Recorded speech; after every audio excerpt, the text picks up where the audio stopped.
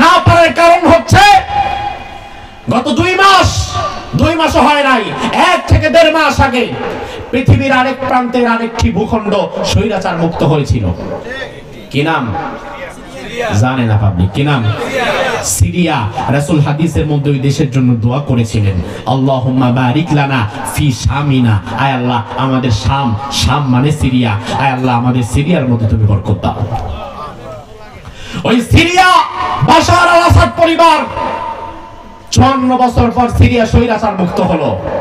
মাত্র 1 মাসের ভেতর সিরিয়াতে স্বৈরাচারের জনগোষ্ঠীতে যারা ছিল, যারা তাকে হত্যা যজ্ঞে সহযোগিতা করেছিল, এমন 35 জন বড় বড় অফিসারকে ধরে ফাঁসির কাস্টে ঝুলিয়ে দেওয়া হলো।